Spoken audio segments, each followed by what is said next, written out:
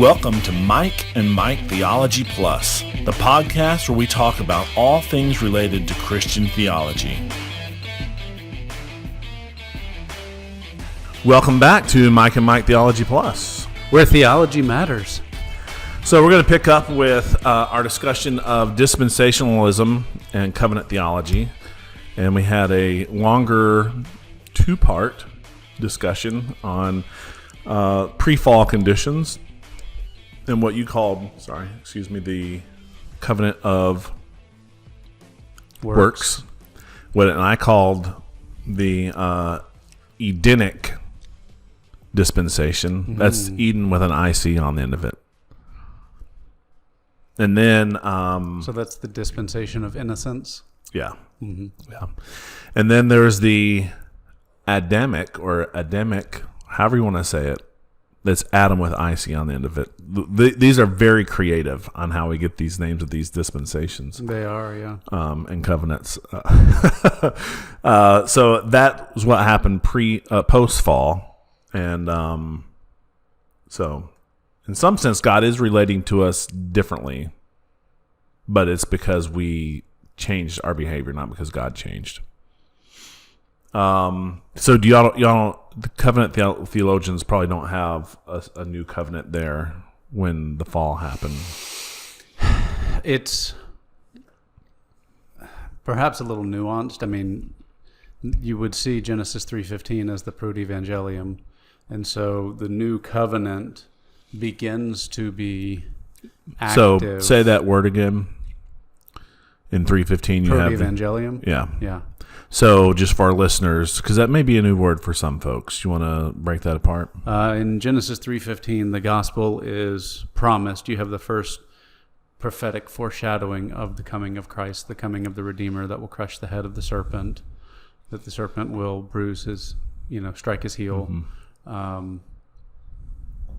And proto, yes, first, evangelium, good news. Gospel. So, the proto-gospel. Yeah, so the first version of the gospel. All right, so keep going. Although it's not really the first version, it's just the first announcement. Related version. Yeah. I mean, did I say first version? Yeah. Well, I just meant the first. We would agree the gospel hasn't changed over time. Correct. The amount of revelation about the gospel has changed over time. Right. And that's why this becomes a little bit murky as to is it a new covenant there or not, because every covenant theologian I've heard of talks about some kind of eternal covenant of grace or redemption that was settled in the Godhead from all eternity past. And so, yes, you now have its application to Adam and Eve post-fall, but it's not, I don't know, it gets a little sticky to define terms exactly. Yeah, and so the son of Eve would crush the head of the serpent. Not the seed of Eve. Yeah, the seed of Eve, yeah. Not all serpents. Correct, just venomous ones. So go ahead. I think that was done. Okay. Yeah. So at least, and maybe the only reason we call this a new dispensation is because man's conditions change. Adam's work increases. They're forced outside of the garden. I would say his toil increases. Okay. Toil and work, are they synonyms? I don't think of them as direct synonyms. We were given work in the garden. Right. But it was not toil at that time. Wasn't laborious. It was labor, but it wasn't laborious labor. Laborious. No, I mean, I think you understand. Like, I get the distinction you're making. Yeah. I just had never thought about toil and work being different things. But Adam's work is now cursed. Yeah. The earth is now cursed, which changes. And there is a curse on this serpent or all serpents. This is a pretty mysterious passage to me. I agree that it's mysterious, given the fact that, I mean, How many serpents are there with legs? Well, I know you're looking at me crazy, but ball pythons or royal pythons do have little bitty quarter-inch legs on them. I actually knew it was more than 0. Yeah. But it's a vanishingly small number compared to the overall group, right? Right. That leads me kind of to think that... So what happened to the glass lizard? Like, were they close by? And Is that the legless lizard? That's the legless lizards. Yeah. Probably. Yeah. Probably. They got hit with the blast. Yeah. Kind of like, when you're close to somebody that blasphemes and you get hit by the lightning too. Right. Yeah. Yeah. So I'm not sure entirely what's going on in that passage. I'm not either. And I don't know, was it... I mean, it said the serpent was more crafty, so that seems to be applying that actually to the serpent. Most people see at least a reference to Satan. Is it a demon-possessed serpent? Or, I mean, it's difficult to... Did Adam and Eve regularly talk to all all animals? They did talk to all Adams. Yeah, I mean, I don't know. Because it doesn't say, and Eve was shocked because the serpent was talking to her. Right. Yeah. So I'm like, what is going on here? So I think that C.S. Lewis got it right in The Magician's Nephew. Yeah. Okay. And post-fall, the animals lost their ability to speak. Was it still okay to ride on a horse's back? If they gave you permission. Okay. Yeah. There you go. Like Fledge does. Right. That's good. Strawberry. All right. So I'm guessing you would have a Noahic covenant in the covenant theology, or no? Oh, yeah. Okay. All right. Well, let's talk about the Noahic covenant from the covenant theology point of view. It encompasses all creatures and the earth. Okay.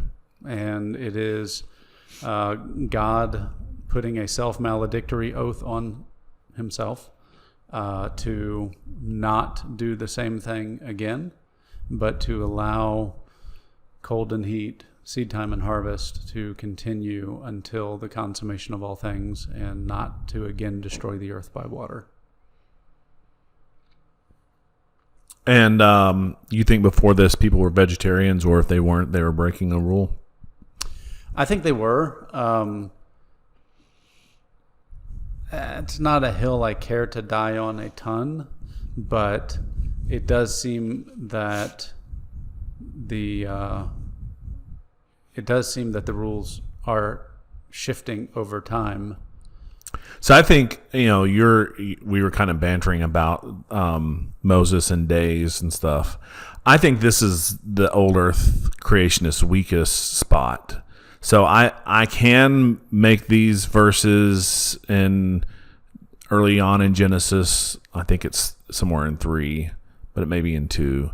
And then the Noahic covenant, I can bend them and say, all right, well, this is how you have to understand them. But I feel like I'm bending, like I feel like, okay, I'm having to bend these in to place in order for, I feel like those are the weakest verses. I don't feel like the Ten Commandments are the weakest verses. I don't know if that matters to you. The Ten Commandments don't give me pause. These are the only verses I'm like, those give me pause. So we've talked about this sometimes, about death entering and all of that. And one thing that I had considered recently, because I reread Genesis 1 through something recently, and I know you've expressed kind of disdain for a position at least similar to this, but I could see death being death for things in which there is the breath of life. Because in Genesis, during creation, God makes a distinction about the plants, and then there's these things, and then you get to the flood, and I think it says, everything in which there was the breath of life, and there seems to be. What I expressed, I think, disdain over was blood, because that was what one young ager. You can only die if you have blood. Right. That Romans 5:12. Did I get that right? Is only applicable to those things that had blood, and I was like, okay, like how far does that go, and like how much does the blood have to be the same? Because in some sense, trees have sap, which is the life carrying fluid through them. It's not blood; it doesn't have hemoglobin in it. So that's why I was like, that seems very ad hoc. Now I haven't heard this breath of life thing though. Well, and this is just my own kind of musings, but as I was reading back through that recently, there in the creation account and in the flood account, if I remember correctly, there is a distinction made where God singles out those things in which there is the breath of life, which makes me kind of go, maybe an apple rotting isn't ontologically death, biblically, the way we would say scientifically, because we understand cells and all of that. Would it be different for an apple to die versus the apple tree to be cut down? Would you have perhaps, just like I can flake off skin cells, and that you wouldn't say I'm killing part of me, because the whole organism is still intact? I don't know. I mean, the position that I hold to is that the number of days, 24-hour cycles that Adam was alive prior to the fall was pretty short. So what about? So you're saying that the breath of life that would get around the amoeba concern? Yeah. So the natural fermentation, fungus eating stuff, rotting, that type of stuff would. By that, and again, this is just a recent idea that I had. I'm not necessarily even advocating for it, but that occurred to me that could be a way to demarcate what God means by death. Because I believe when it says that the last enemy to be defeated is death, I believe there will be no death again in the eternal state. Yeah, I don't disagree. But do you think that amoebas don't die? Well, that means that there may not be amoebas in the eternal state, or if there are, they don't reproduce like they do.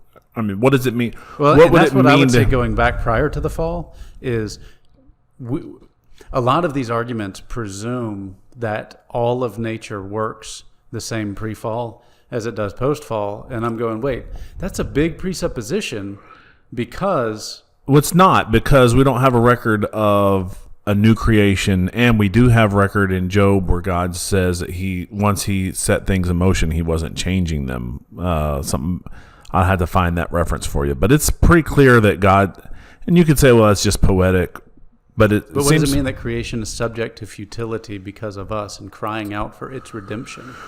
If its redemption includes the removal of death, I don't think that there are atoms or rocks or anything that are literally crying out. I think that the creation was designed for a purpose, and our sin has subjugated that purpose. It's not fulfilling its purpose. And when our sin is done away with and we're made perfect, then creation will be able to be its perfect self too. And we know that there is a new heaven and new earth.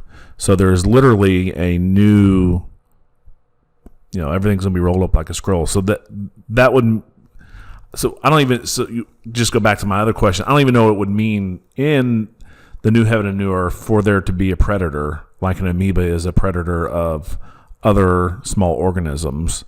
I don't know what does that look like? Are there organisms that are there just to be eaten? And if there are, then I guess death would have to be a part of it, which is why I think that death was, at least animal death was there before pre-fall. So, but getting back to the Noahic covenant, there are explicitly a permission to eat meat as long as you're not eating it with the blood.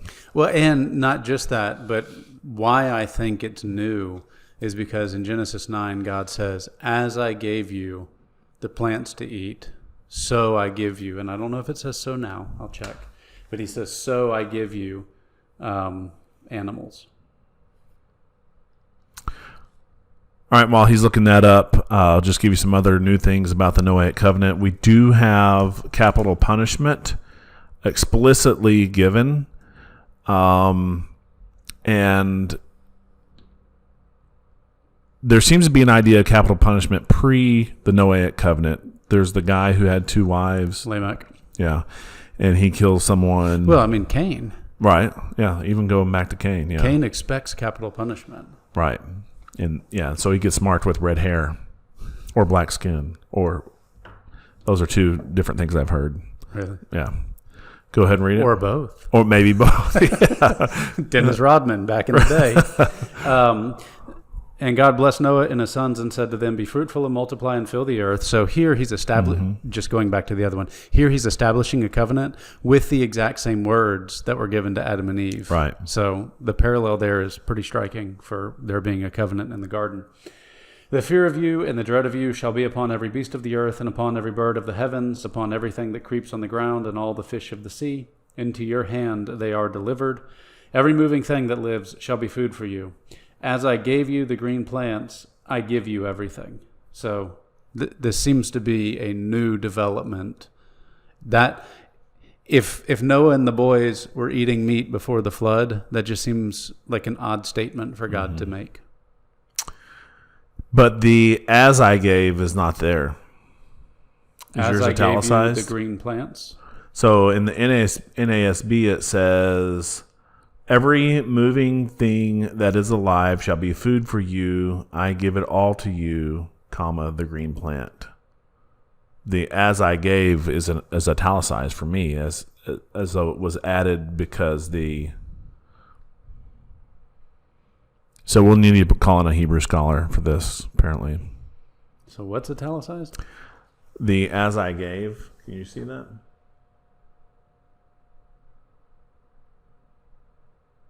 Oh, just the "I gave." Yeah. As the green. To you, as the green plant. Sorry, when I zoomed it in more, I could tell that the "as" was not also italicized. Sorry.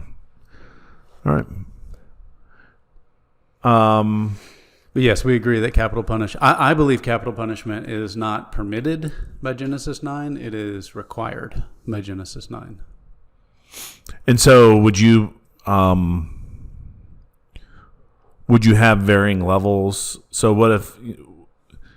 What I mean by that is, I don't believe that a society is in obedience to God if it abolishes the death penalty.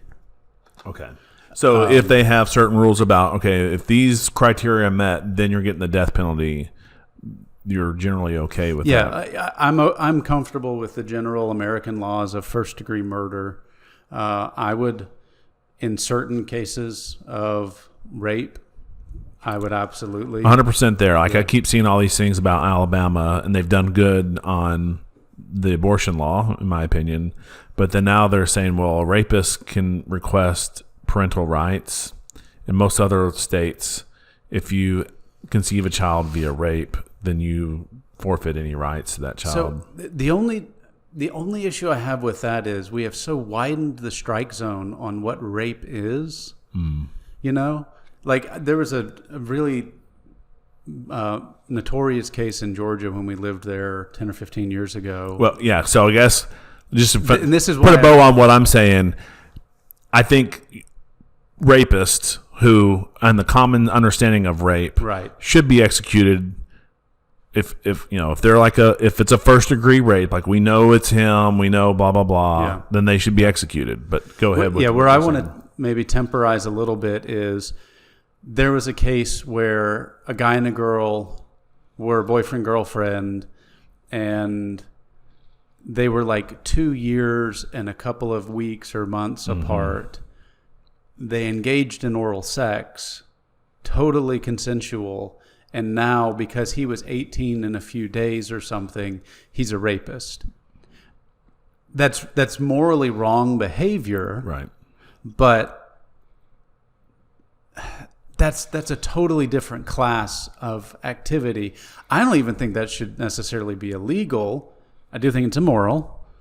So that's the stuff I'm talking about. Or, there are times where if a girl decides later that she didn't actually want to have sex, those are the ones where I'm not saying that there hasn't been something wrong that's gone on. Right. I'm not saying in all of those cases that the guy is fine. I mean, but my point is, We know that there are things like date rape where a girl gets pushed further than what she wants. absolutely, yes. But there are also times when there's just regret rape, I think is what we're saying, where it was consensual at the time. Now she regrets it. The guy had no chance if he had wanted to, quote unquote, be a gentleman, which doesn't really fit, but you know what I'm saying. Right. You know, if he would have stopped had she said no, but she didn't. But then, you know, I mean, that's troubling to me. So now they have, like, even in the military, like, we get trained. So we get some of the same training that the military gets because I'm a civil servant. Are you sure you want to have sex with me? Right. Yeah. Which, I mean, typically people are not going to do that. Like, you Right. can tell someone's responsive, and they've kind of eased up on that a little bit. And now we have, like, here are indications that the person really does want to have sex with you. I'm like, do you really need training? Just stop. My wife is pregnant with my 5th child. I'm good on this. Yeah. And that's me being you, not me being me. Yeah. So in the case where there's a physical violent assault, it is clear rape.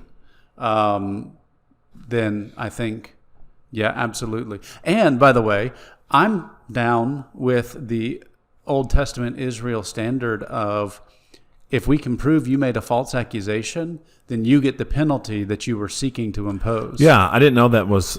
How did I miss that was in the Old Testament? You didn't know that? Mm-mm. But I've actually said the same thing. Like, the people who are, like, accusing people of something and, like, putting their lives in danger, and it finds out they've made up the whole story. Like, you should be in danger. You should get the same penalty you just try to put on that other person. So if you accuse somebody of a crime that carries the death penalty, I think that you should be executed if it's made up. Now, if it's murky and you can't, you know, like, I'm not. Right. I We're don't talking want about the clear state, like, cases, chopping people's heads off left and right. But if they're clear cases, yes, yeah. I think.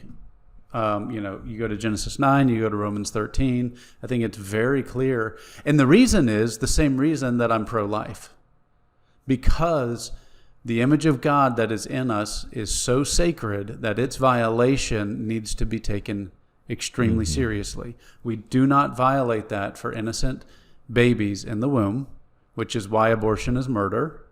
And when it is violated by somebody willfully taking somebody else's life, which essentially rape kind of does. I mean, it's not murder, but it is extraordinarily damaging. Right. And so I think you have so damaged the Imago Dei in the victim that there needs to, that God demands justice. Mm-hmm. Yep. Yeah, I don't disagree. So God will never destroy the earth again. Is that part of the Noahic covenant? By flood. By flood. Yeah, so he'll never drown everything again, but he will set it to fire, melt it. It's what, is that 2 Peter? One of the first or 2 Peter, one of them. Yeah, I mean, I think it's a little bit unclear whether it melts or burns or dissolves or whatever, but it's clear that you either have a new heavens and a new earth or a radically renovated, or, I mean, you don't want to be here. Right. So some folks have made the conclusion, I guess, the point that it's ironic that the LGBT have chosen the rainbow as their symbol. And I'm guessing it got chosen because it's all different colors when they want inclusion for all different people. I don't even know the history on that. But they're saying, you know, it's ironic that they've chosen this because the Noahic covenant says he's not going to destroy it by water again, but we know he will destroy it by fire. I don't know if there's a lot of substance to that, but yeah. And another thing that I've seen on Facebook recently is there's a red, white, and blue flag that kind of looks patriotic, and people are like, that's the transgender flag, so you may not want to use that background. Yeah, and it's sad because I was in a church service not too long ago, not ours, that they had an upside down triangle, like in like the slideshow of the lyrics to the. It was like a background or something. Yeah, it was just like the background, like it was like nature and waterfalls or like a sky or something, and you know they had this upside down triangle where it would like go through inverted colors or something, just something seemingly innocent. Of course, I'm thinking the upside down triangle is a symbol for lesbianism. So it's sad that all these things have been taken over to symbolize stuff. What was the meme that you posted? Happy remembering the Noahic covenant month or something like that? Yeah. Well, Parker posted it first, but I am anti-pixelated pictures. Maybe that's why you don't like seeing the Ten Commandments in the garden. Yeah. So you called it pixelated. Well, yeah. So what I meant by that was, I know what you know what I meant. Okay. So, but so I redid it and made it nice for him, and I thought I'd post it on mine too. And Jill's like, people are going to say something about that, but I didn't have any. I expected maybe a couple comments from my friends who are wrong on LGBT, and but I didn't hear any. So real quick, Deuteronomy 19, starting in 15, a single witness shall not suffice against a person for any crime or for any wrong in connection with any offense that he has committed. Only on the evidence of 2 witnesses or of 3 witnesses shall a charge be established. Interestingly enough, also the same standard that's reused in the New Testament for Matthew charges 18 against an elder. Oh, well, isn't it for all of them? Because Matthew 18 says, where 2 or 3 are gathered in my name, so there will I be also. And what you bind in heaven, what you bind on earth will be bound in heaven. What you loose on earth will be loose in heaven. I'm just saying there's a continuity between the... Yes, it is 2 or 3, right? Yeah. And that's for prayer meetings and for discipline. Oh, man, never mind. If a malicious witness arises to accuse a person of wrongdoing, then both parties to the dispute shall appear before the Lord, before the priests and the judges who are in office in those days. The judges shall inquire diligently, and if the witness is a false witness and has accused his brother falsely, then you shall do to him as he had meant to do to his brother. So you shall purge the evil from your midst. There you go. Not messing around. Well, it makes sense. It does make sense. And this is an interesting point, and I know we're like way off topic now, but I'll keep this short. But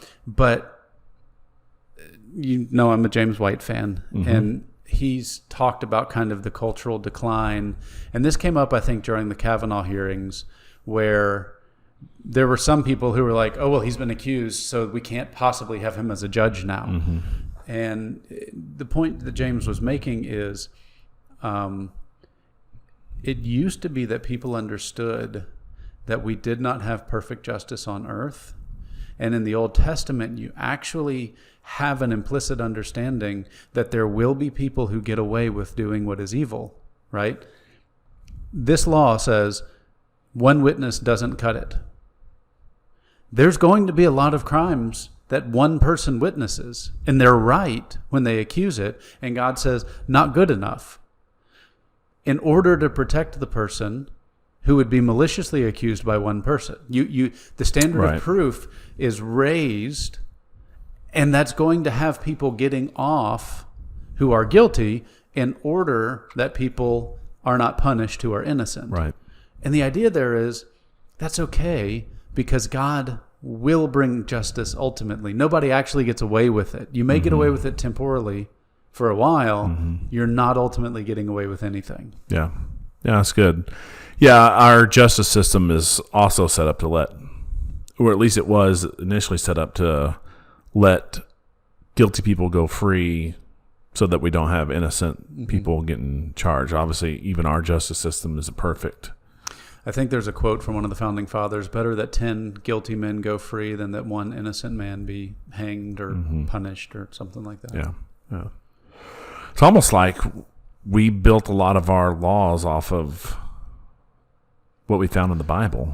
I'm telling you, man, the 10 Commandments have been understood to be the foundation of our justice system because we're bound by them. Even the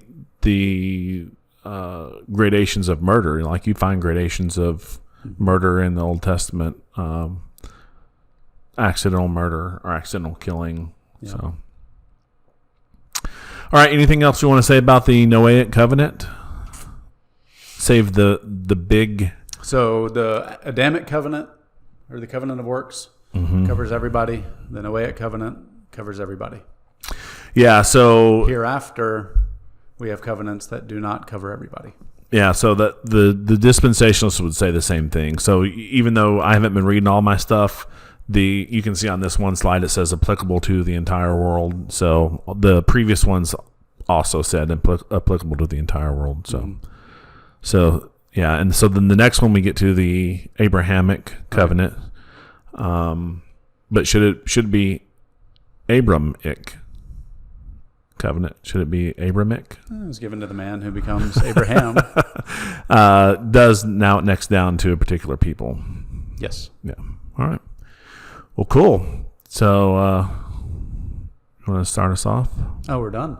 Well, Okay. yeah. I mean, we're at 30 minutes. So, Okay. Think well. do justice. Love mercy. Walk humbly. We'll get it one day. Bye. Thanks.